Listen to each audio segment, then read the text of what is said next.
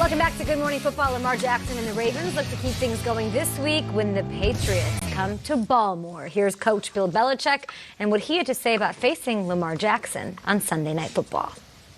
He's a problem. It's definitely a problem. You know, he leads the team in rushing, or I don't know, he did. Maybe he doesn't anymore, but he and Ingram are right kind of there together. So, yeah, it's definitely a challenge. High praise from Bill Belichick. He may be a bit concerned with the versatility of Lamar Jackson. Is Jackson, Nate, the right quarterback to beat the Patriots?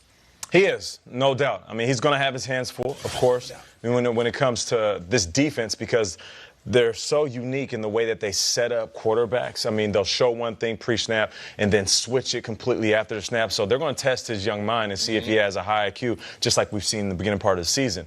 So he's going to be in a position where he's going to have to play his best football, not just physically, but also mentally. But on the flip side, though, I was talking with Hammer. I'm like, yo, give me some quarterbacks from years past that were athletic, that could run. And he was like, well, you know that Cam Newton was 2-0.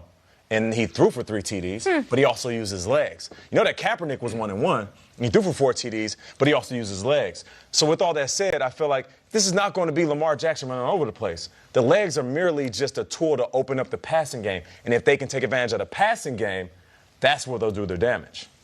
I'm fascinated by this matchup because Darnold and Baker Mayfield were like the second and first overall picks, and he just gave them fits. This is a 32nd overall pick, but it's not like he's a standard quarterback. You have to rewrite your entire defensive game plan to kind of prepare for him. And what I like most about the Ravens' chances, they had a bye week. And Harbaugh and Greg Roman and those guys on the offensive side of the ball have been drawing up an offense to specifically beat the Patriots for 14 days when they get out there. I think this Lamar Jackson is no fluke, and I think that the Ravens always bring it against the Patriots. Harbaugh's had success against Belichick, and this game's in Baltimore on a Sunday night. Everything possible is in the Ravens' favor.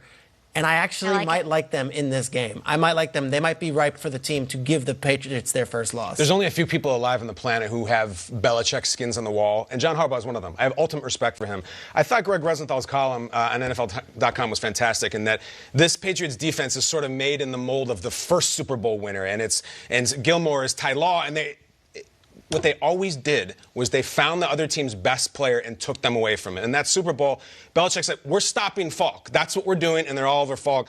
I look at this game, and I look at the Patriots linebackers, and I felt like they were born and assembled to go against Lamar Jackson. Guys who are that fast, that good, Collins, Hightower, Van Noy.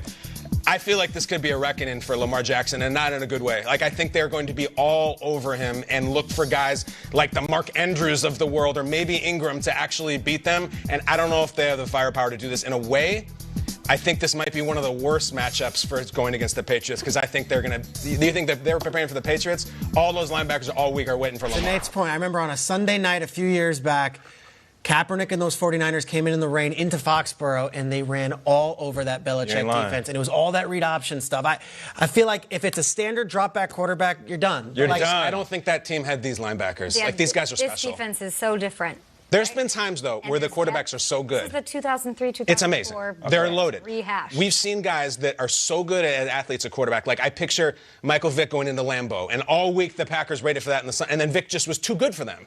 This Patriots defense, I have the ultimate respect for. I hear what you're saying, but with that said, this is the fastest quarterback the Patriots have ever faced, that defense, and this is the fastest quarterback that Bill Belichick has ever faced.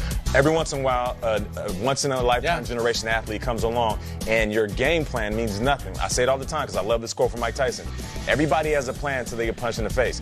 Everybody has a plan of stopping Lamar Jackson until he's running past you for a touchdown. Young quarterbacks up against New England, even if it's not in New England. We just need one. I know. Just one needs to beat them. No, that ain't gonna happen. Not him. Patrick Mahomes certainly could, right? 0 for 2 last year. 0 for 2 last year. Just going to take one of those young quarterbacks to take out the... I hope Lamar does it. It's going to be a long day, though. We'll see. A nice Sunday night game. We'll have your highlights on Monday. Will Selva's keeping tabs on everything going around the league on this trade deadline day. Hey. Absolutely. What's going on there, Kay? And guys, obviously we're keeping our eye on everything that's happening on this trade deadline day throughout the day here on NFL Network. Meanwhile, those expecting a change at quarterback in Carolina will need to wait a little while longer.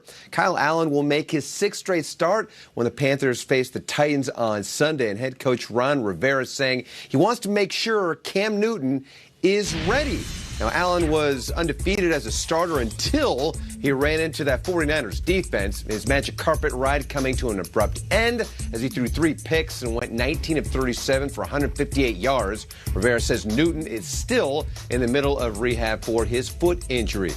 As for the QB situation in the nation's capital, interim head coach Bill Callahan says Case Keenum is still in the concussion protocol, but Callahan did add Keenum will start Sunday against the Bills if he's healthy. If he isn't, rookie Dwayne Haskins would make his first NFL start. In New York, Jets head coach Adam Gase says quarterback Sam Darnold is expected to play through a left thumb injury suffered in Sunday's loss to the Jaguars. NFL Network's Kim Jones reporting Darnold says his injury is just going to be a pain tolerance thing, but he thinks it should be fine. Broncos quarterback Joe Flacco is losing his job to injury. Head coach Vic Fangio ruling Flacco out against the Browns with a neck injury. Fangio believes Flacco will not need surgery, but according to NFL Network insider Ian Rappaport, he could miss significant time, and being placed on injured reserve is certainly a possibility.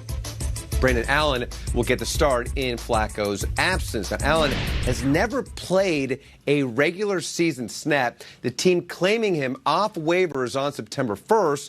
As for Drew Lock, he's eligible to return in Week 9, but has not been activated yet. And when this news came out about Flacco, people were wondering, did it have to do with critical comments he had made that the Broncos were afraid to lose a game, but instead he does have a neck injury. From a veteran Super Bowl champion. Thank Absolutely. you so much, Will Settle. We'll talk to you in a bit and get more updates. That trade deadline is at 4 p.m. Eastern. Mike Garafolo, Peter Schrager have you covered right here on NFL Network. And Friday night, you can check out the original series, NFL 100 Greatest. We revealed some of the greatest game changers in all of NFL history. And here's one innovation that forever changed the game for receivers.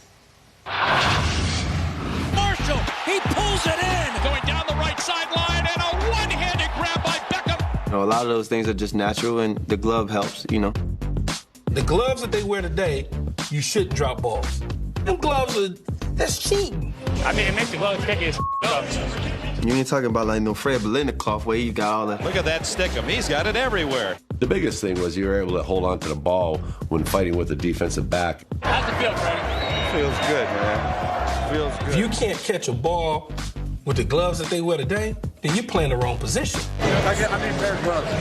Our gloves is the best gloves. You can take a stick and put the glove on the end of the stick and just throw the ball, and it'll just catch.